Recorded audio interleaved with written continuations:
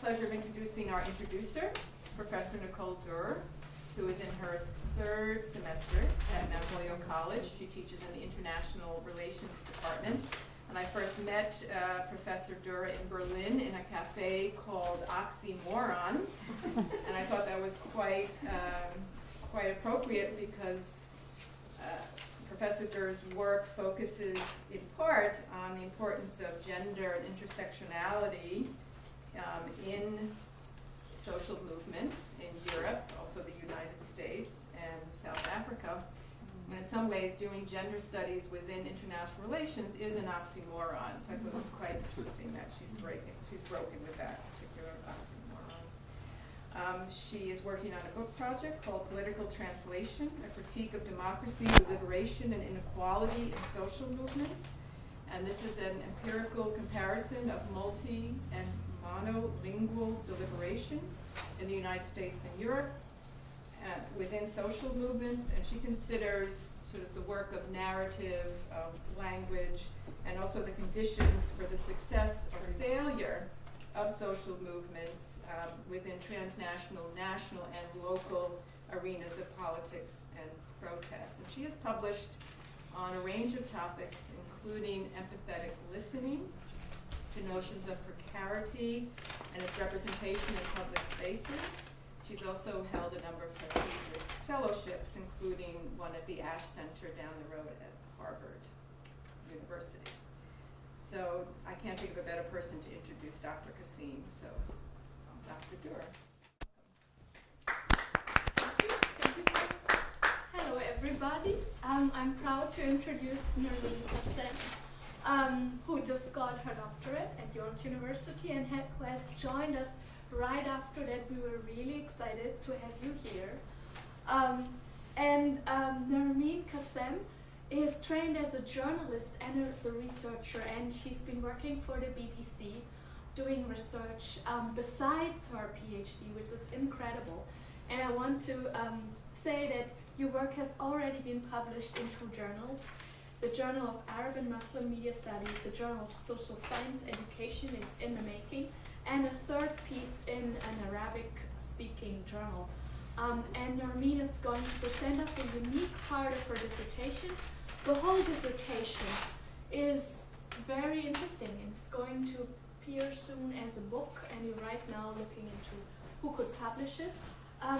Nermeen had the chance to interview the activists who were involved, were key actors within the first Egyptian revolution, and her data set ends right the day before the revolution starts. And it's based on quantitative and qualitative methods, and you're going to present us today the gender part of the analysis. I want to give some more background on what's your research focus and what Nermeen has been working on in the past couple of years. So the core of Nermeen Kassem's research is the role of the media landscape in the Middle East and in North Africa, in Egypt, but also beyond Egypt. And Nermeen has been lecturing as an assistant professor at the Al-Shams University in Cairo for 3 years, after having had this education as a professional journalist and having worked in the radio. And then she came to the United Kingdom to do her PhD at York. And already in that work that Nermeen has been doing in Cairo, she sensed how important social media are in relation to traditional media. And so her PhD focuses specifically on the role of social media in empowering activists and ordinary people. Actually, it's a key mechanism for IR scholars to think about how the revolution could happen, where so many other social movements, think about the Occupy movement, are seen to have failed. So what are the conditions to make that possible? So secondly, apart from the PhD, something that may come up in the Q&A today is Nermeen's engagement in a big BBC-sponsored research project at the Open University in London, where you've been a research associate. And in that project, the research team was using, again, quantitative and qualitative methods in order to understand social media responses to the BBC's Arab World Service involving key events around the Arab Spring. And Nermeen in particular has been studying the role of Facebook and other types of social media and how audiences around the world react to what is happening. So that's extremely interesting that you have both your own research, you interviews with activists and what's going on the activist side and then the audience side. And that's something that we social movement scholars have had difficulties to put together. People usually are looking at activism or at audiences, and they never interview journalists. So here's a person who has brought these three different dimensions together and has first research out to be published, but most of it is very unique and hasn't been presented to social movement scholars so far. So I'm excited to introduce you, Nermeen.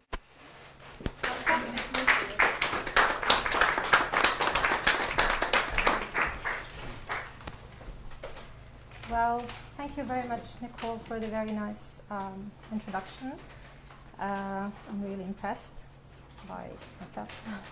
And thank you very much, Karen, of course, for allowing me this opportunity to be here. I'm really honored, and it's a very valuable experience to be at the center. So let me start.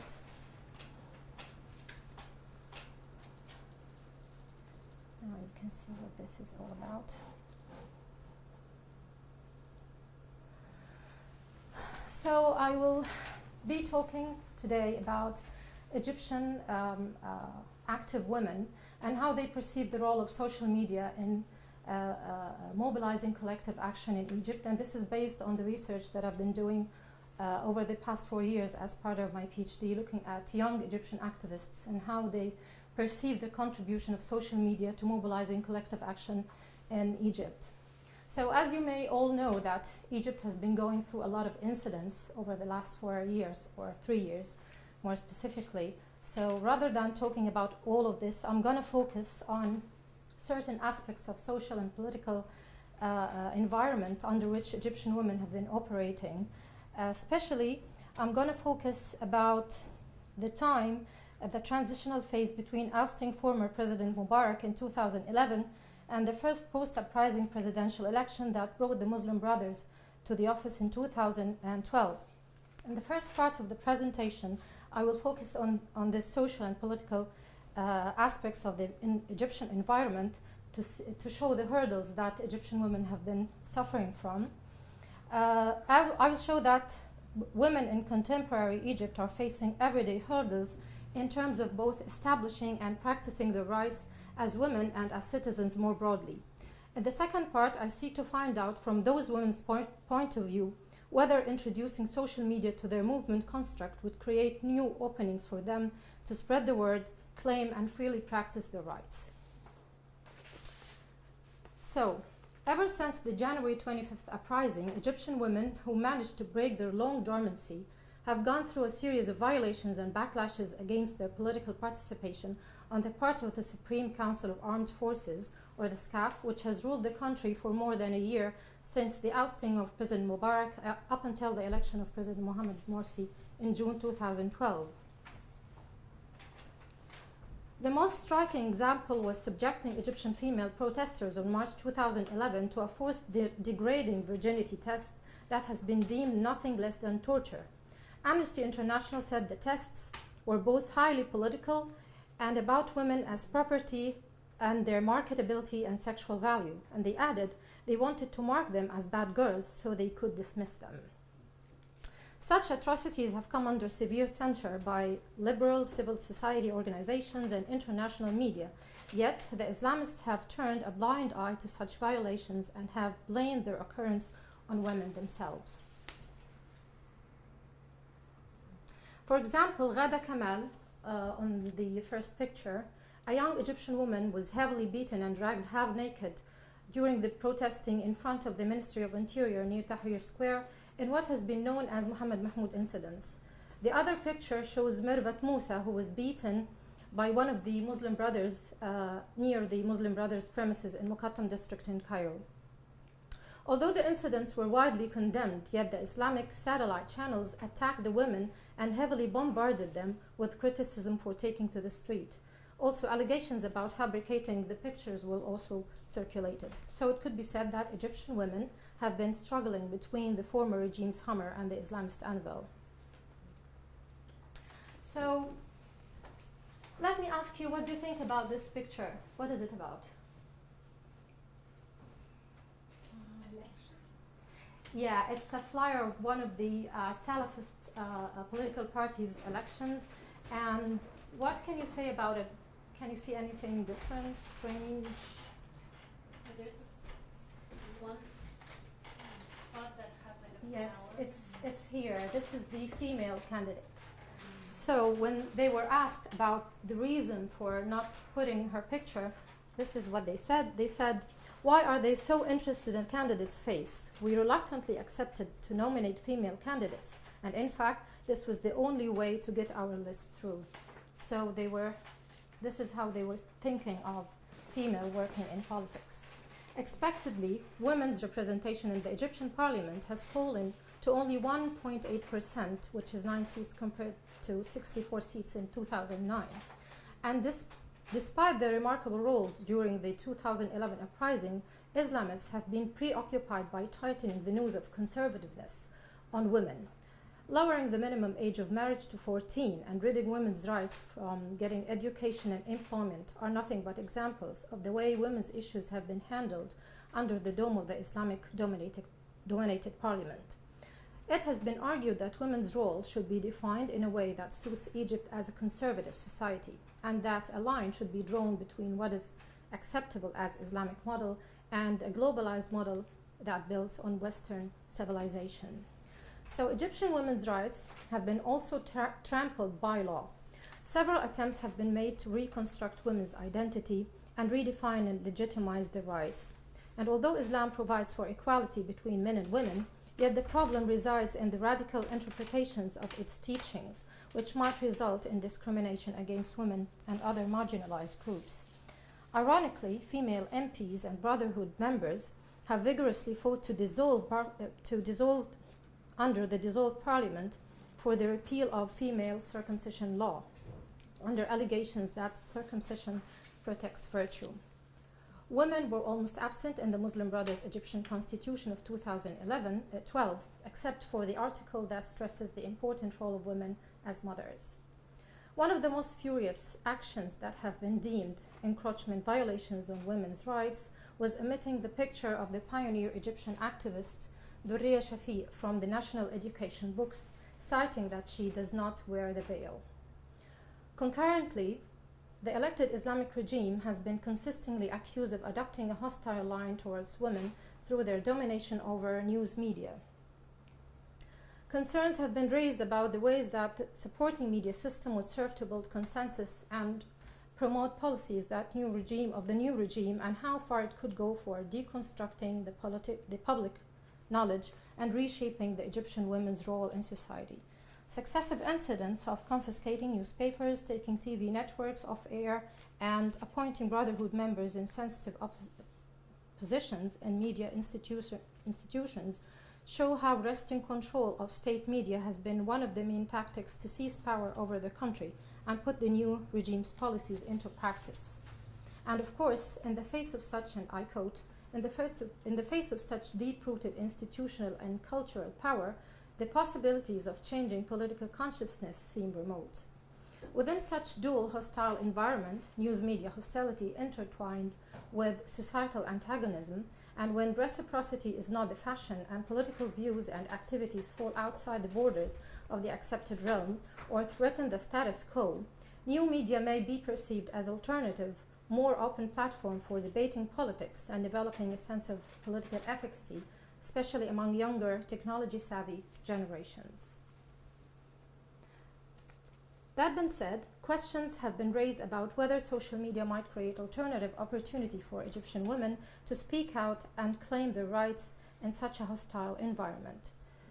These information and communication technologies have arguably enabled the creation of multiple networks of connected citizens and activists, and thus allowed for the transformation of the so-called dumb mobs into the so-called smart mobs of socially active citizens. They allow opportunity for experimenting identity construction and have proven valuable in linking diverse groups and providing the basis for the new politics of coalition and solidarity. In order to address the wider audience with meanings that they can comprehend and thus can comply with the movement's demands, it is crucial that social movements take the initial step of framing process. Mobilizing collective action starts with the formation of mobilizing potentials or recruitment networks, and then consensus mobilization follows. And in the heart of the process of forming mobilization potential lies the process of framing, as shared meanings and definitions that people bring to their situation mediate between opportunity, organization, and action. Social movement framing denotes an active process-derived phenomenon that implies agency and contention at the level of reality construction, and normally, political activities that fall outside the spectrum of conventional politics are perceived as a threat to the status quo, are neglected, or misrepresented by mainstream media. So activists usually fall prey to unbalanced coverage of biased treatment of their activities in these media. Nevertheless, transformations in new communication technology have allowed activists alternative or radical platform for representation and action. In fact, political actors who want to accomplish things requiring public visibility will always turn to the media, as they have become the major sites, the privileged space for politics in late modern society. In Downing's articulation, radical alternative media constitute the most active form of the active audience and express oppositional strands, overt and covert, within popular culture. And with the rapid spread of interactive media, users are no longer passive consumers of media content. Rather, they have opportunity to spontaneously comment on and share content attached to their own comments and viewership recommendations. Furthermore, they can also produce their own content and convey their own messages to audiences within their communicative circles. Social media have indeed introduced changes in the technological and cultural opportunities for protest, causing the blurring of borders between the senders and receivers, producers and users. People who have long been on the receiving end of one-way mass communication are now increasingly likely to become producers and transmitters. Thanks to the open and accessible character of the net, traditional centers of power have less informational and ideational control over their environment than previously. New media bypass the intermediation of traditional media and favor disintermediation, which means that movements present themselves directly to the general public with low cost, specially facilitating resource-poor actors and tilting the balance of power. As Kassem says, the powerful have been spying on their subjects since the beginning of history, but the subjects can now watch the powerful, at least to a greater extent than in the past. We have all become potential citizen journalists who, if equipped with a mobile phone, can record instantly, upload to the global network any wrongdoing by anyone, anywhere.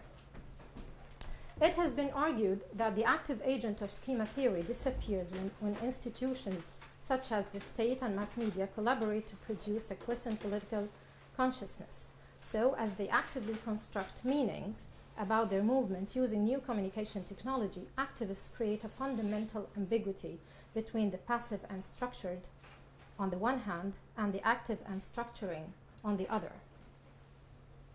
So in this slide, I'm going to explore how young Egyptian female activists perceive the role of social media and their contribution to fulfill their participatory needs as alternative platforms to the tightly controlled state-run media.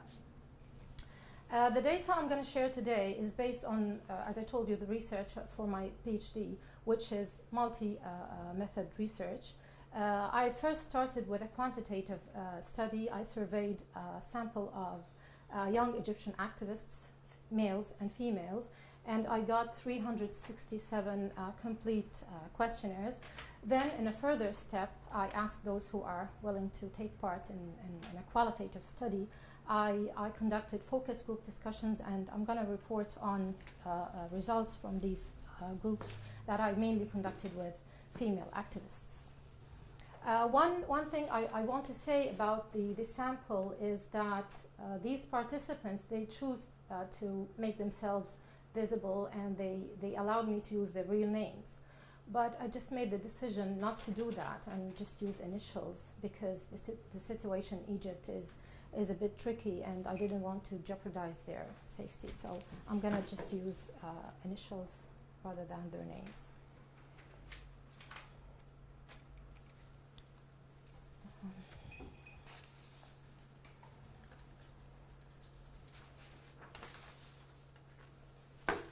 So first I asked the question and the questionnaire about the reasons why young Egyptian activists use social media in the first place, and this is going to be the base upon which I base the other questions.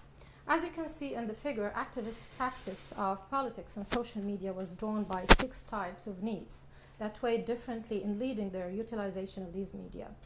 Participants primarily used social media for political guidance and surveillance, and expectedly entertainment was the least reason for communicating politics through social media. As revealed from survey data, informational uses of social media were the most prevailing forms of young activists' purposive use of these media. And consistently, during the focus group discussions, young female activists mainly raised issues relevant to their informational uses of social media. And as you can see, there's a directional disposition in young activists' utilization of social media. So they think that they use social media not to achieve goals for themselves, so they are not using it for guidance or for monitoring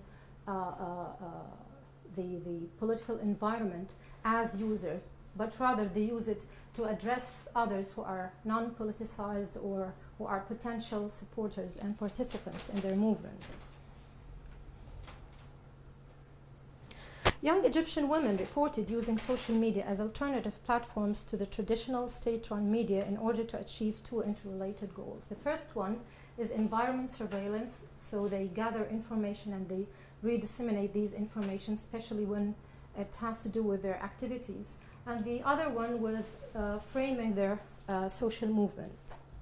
They use social media to search for, collect and diffuse non-mainstream information, and they also use it to counter, frame or to disseminate counter-information and practice counter-hegemony that gives path to the voices of the excluded and the oppressed. One of the participants typically remarked, "Social media play a crucial role in our engagement and mobilizing efforts. They give us the space the traditional media suppress, and they hence enable us to reach those who do not take to the streets and have no other means to know what really happened there." Activist perceptions of media dissociation were argued to stimulate dissenters' information seeking and related political behaviors. Another participant explained how using the internet helped circumvent censorship and opened a window for the free expression of political opinion.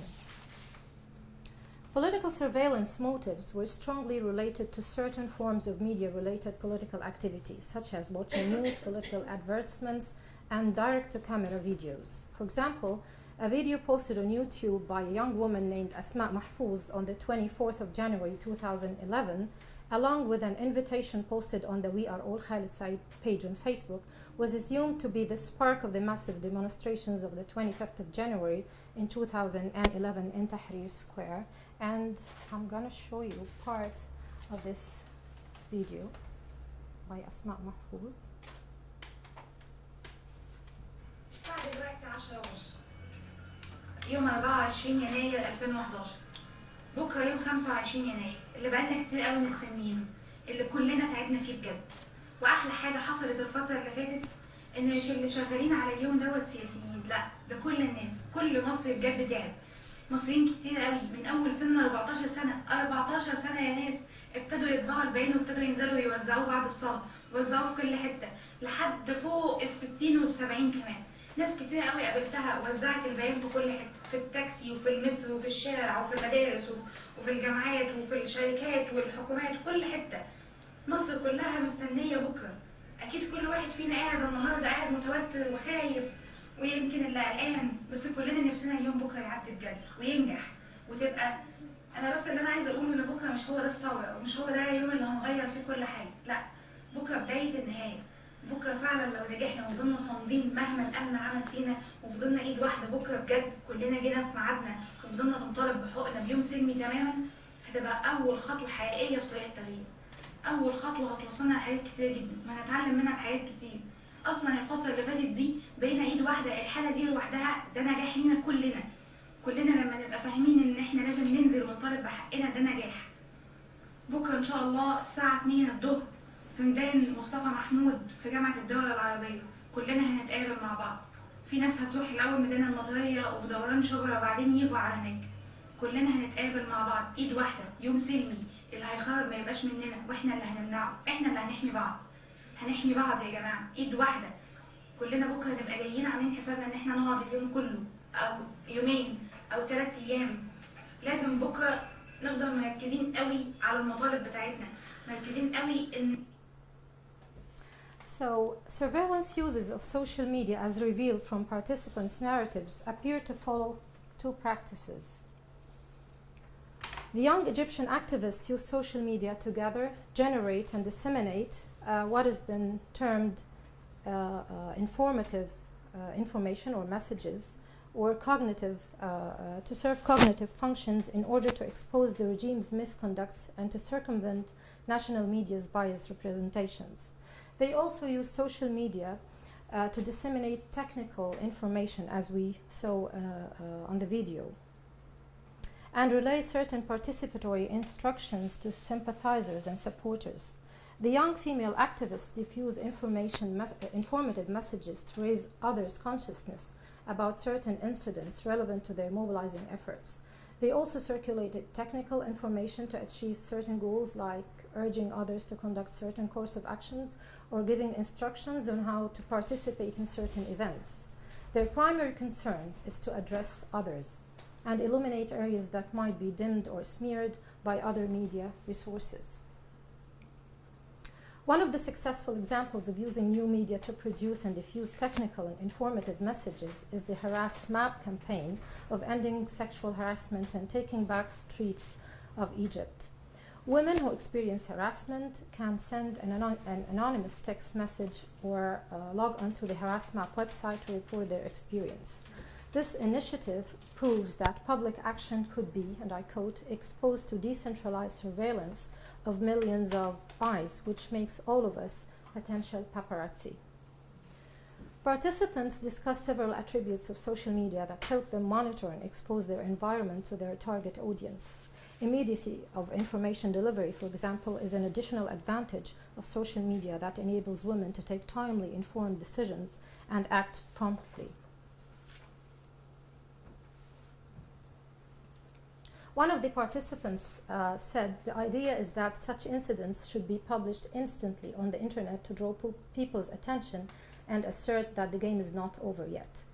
Participants think that social media serve as on-the-run news portals that aggregate several sources of news on one platform for their rapid consumption. As one of them remarked, Facebook, of course, enables us to catch up with the news and interact with people promptly. However, activists are aware of some hurdles, such as structural fluidity of and the lack of professional mediation on the internet, and hence they asserted that news gained from social media should be treated with caution and its credibility should always be verified. So this was the first theme that emerged from the data during the focus group discussions, which is using social media for surveillance.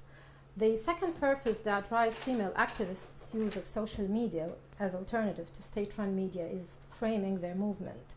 During the focus group discussions, participants discussed how social media could help them create and disseminate mobilizing messages that appeal to the public. In social media terms, women believe that they can create a public status or a master frame, like tarot call it, that people can endorse and then act accordingly. One of them typically remarked, if we are able to produce a true appealing status for people to interact with, then the number of participants will increase. So what matters is, in fact, the constructed status itself. Women mainly discuss the role of media as producers, the role of them using the media as producers, who, in addition to consuming and circulating media content, compose and convey their own messages. And as revealed from the data, participants all agreed that social media are beneficial tools for framing their movement. They utilize social media to transfer the salience of issues, their attributes, and the salience of politics to a wider circle of publics. And through their purposive informational use of social media, they sought to create what Kassem termed signature matrix, which includes several condensing symbols like catchphrases, taglines, exemplars, and reasoning devices. An explicit example of the process through which agendas are built, or through which an object that has caught public attention by being big news gives rise to a political issue, is the well-known case of Samira Ibrahim, one of the many Egyptian women who were subjected to this virginity test following their participation in protests near Tahrir Square in December 2011. One of the participants summarized, "When news about virginity tests were leaked on the internet, it caused a reverse impact. People humanly sympathized with the cause, and the shocking story went viral and was picked up by national and international media. Egyptian women had a rallying point." Egyptian women have been using the available, less costly apparatuses of social media to counter-frame political issues through providing a different perspective on current events to the increasing social media audience.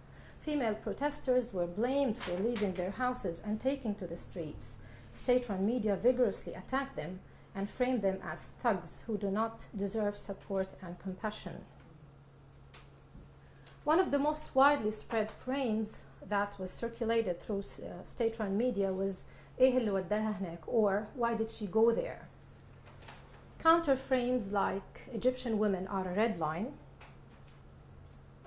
and portraying Ghada Kamal, the girl in the second picture, as the queen of the girls, along with other less widespread frames, were created to refute authorities' allegations, show solidarity, and to condemn all forms of violations of women's rights. Through Samira Ibrahim's case, female activists sought to construct a perspective common threat counter frame.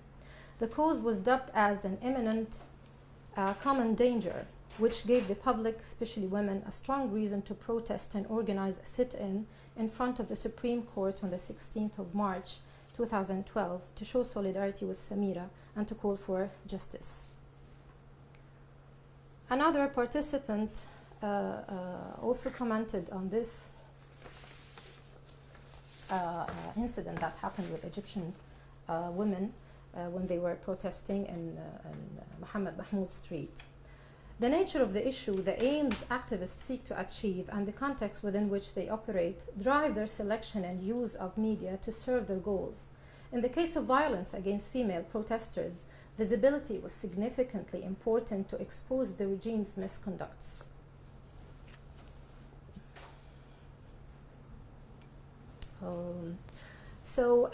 They wanted to raise public's awareness and trigger off a wave of protests of dissent. Uploading images on the internet were repeated, and long-lasting representation over time has turned the images into icons that have become, along with their connotations, ingrained in the public consciousness, causing a concentration of the attention of the many on a particular monumental event or representation. These images represent memes that travel autonomously and virally in the fluid sphere of the internet, breaching the ideological limitations of communication. In doing so, long-term discrete security practices have been embodied, and Egyptian women's suffering has been personified. This phenomenon has been termed the power of the I, where individuals are shocked by others' experiences and then they feel empowered by these experiences of people whom they perceive as being close or similar to them. Active women sought to make people feel that they were all at risk, and that passivity, or walking next to the wall, as people call it in Egypt, does not help avoid unwanted consequences. Another participant said, "They cannot stop us anymore. They say those girls in Tahrir Square are nothing like your sister or your daughter. They call them thugs and put the blame on them only to justify their shameful deeds. All what they did was demanding a better society. This could happen to any of us. I believe we should not stay in the dark anymore. We are all at risk. So when they were talking about using social media to create a public status, young Egyptian female activists raised 3 issues. They talked about frame marketability, frame cohesiveness, and frame dissemination. Participants conducted a comparison between the value of lowering the cost of participation and appealingly framing their cause with regard to the impact of each technique on mobilizing collective action in the Egyptian polity. Participating in low-risk activities was found to be efficient in raising level of participation, accumulating a sense of commitment, and eventually incentivizing individuals to participate in more contentious or high-risk activities. They gave examples of the influence of mobilizing for high-cost events, which was, in that case, participation on convoys in solidarity with the people in Gaza, compared to promoting threat frames, which is disseminating pictures of police violence, on individuals' tendency to participate in collective action. Participants believed that the Gaza war that broke out during the winter of 2008-2009 aroused feelings of anger amongst the Egyptian people. The war created a status or a frame that favors participation. Nevertheless, participation in political activities that condemned the war did not exceed the margin of activists to the non-politicized. One of the participants, the same participant actually, believes that the capability to mobilize collective action among the non-politicized resides in lowering the cost of participation or lowering the ceiling of sacrifice, as she called it, but not necessarily in creating a public status with which people can sympathize and interact. So she believes that the high cost or risk of participating in Gaza's convoy outweighed the anger sentiments that the war of Gaza aroused. Furthermore, she thinks that threat frames could harm the level of participation rather than increasing it. Uploading the picture of Ghada Kamal or the drag girl on the internet, for example, might be perceived by the public as a signal of the bad consequences that participation could bring. Some of the participants regarded the threat frame as a form of increasing the ceiling of sacrifice, as they called it. So this participant continues saying that images of violence against women are considered a form of a high ceiling that could make people feel threatened, and hence they may refrain from participation. These 2 techniques, showing images of violence and lowering the ceiling or the cost of participation, are just opposite to each other. However, such images put individuals face to face with a reality beyond their immediate experience. As people feel the imminent danger in their polity, they may perceive passivity and non-participation as being more costly than taking chances and becoming involved in collective action in order to condemn violations. In the same light, it was found that a sense of shock often incentivizes individuals to join collective action as they come to realize the regime's hatred and injustice. The second issue that activists discussed during the focus groups was using social media to cohesively frame their movement. Meaning construction unconstrained by gatekeepers introduces the risk of information overload and might contribute to what Snow and colleagues have called frame clouding by distorting the thematic construction of the movement and obscuring its visibility. However, participant female activists think that they might be able to overcome this problem by utilizing the convergence leverage and combining several communicative cues on one platform. Structural changes in the new media environment have made the integration of telecommunications data communication and mass communication in a single medium possible. Participants agree that using social media as a hub for integrated communication media enables them better reaching cognitive consensus as a prerequisite for mobilization. and they typically believe that combining information and communication services on the internet, which is on the service level, and putting together sounds, data, text, and images, which is types of data level, helps activists better compose and share their socially constructed ideas of collective action. I have several representative examples that demonstrate the importance of convergence and how it helps young activists convincingly frame their movement. But however, choosing and constructing appealing frames does not necessarily suffice to mobilize collective action, since young activists need to reach out to the wider public with their mobilizing frames. Although the internet enables the production of alternative information and helps to spread information with important agenda-setting effects, the passage from micro to mass media is still problematic, and social movement initiatives risk being lost in cyberspace, which brings me to the third issue about frame dissemination. A case such as Samira Ibrahim's, or the virginity test, was not expected to find its way onto the state-controlled media. In this particular case, using social media has helped the young activists create drama and spectacle, passion and emotion, conflict and theater aspects, which on the one hand linked the wider publics to the issue and prompted emotional identification. On the other hand, it forced the issue onto the mass media agenda and forcefully interesting case to cover. One of the participants typically explained, "We can now interrupt the national media's agenda and force our stories on mass media outlets. We can instantly show the wider public what we have seen and experienced, which they might not usually read about in newspapers or watch on television. Now they can share with us what we actually have lived through." This relationship with traditional media may create what is called a multiplier or a spillover effect, and social media's messages could hence reach larger audiences. This frame amplification and bridging is, according to researchers, required for the adoption of mobilizing structural forms or ways of engaging in collective action. So in order to widely spread the constructed frames, activists tend to rely on both new and traditional media. They, as producers, rely on social media to address less politically interested citizens. They also seek to force these frames on traditional media's agenda. And social media have enabled them to address these wider audiences, whether directly through reaching out to potential supporters online or indirectly via forcing their messages on these traditional media agenda, or what could be termed the mediatization of the internet.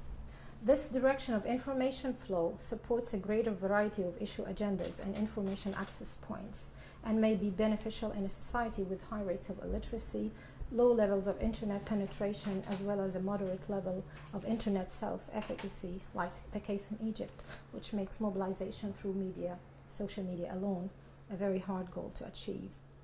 Conversely, forming a bridge between traditional media content and new media platforms, which was labeled the internetization of the media, was found to afford activists a platform for debating certain topics.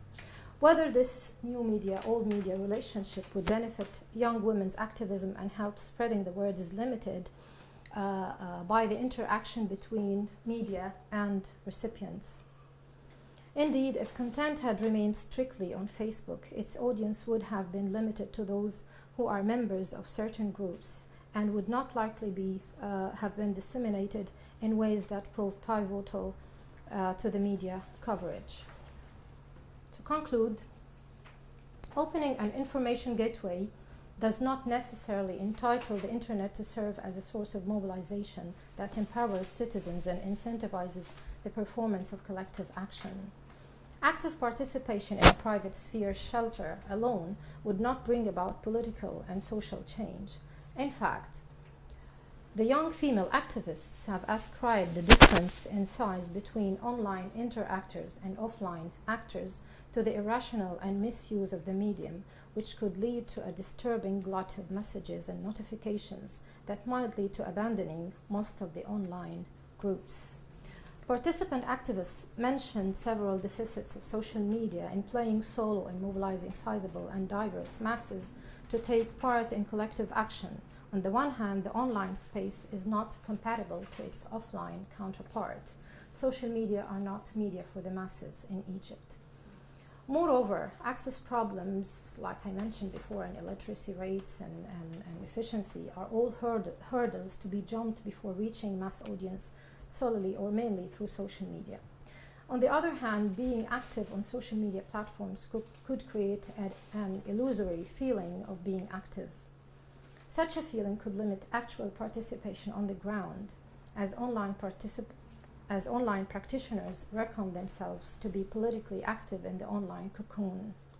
One of the participants said social media are not sufficient in and of themselves. We should not use Facebook as an alternative to offline participation. It should rather be used as a means to mobilize as many people as possible. And another said the street is the real arena for taking action and making changes feasible.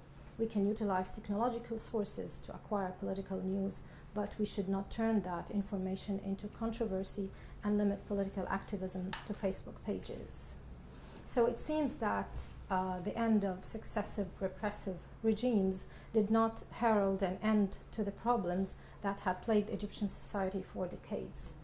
Egyptian women still have fierce battles to fight, battles in which they need to keep an open eye on the media and a firm foot on the street.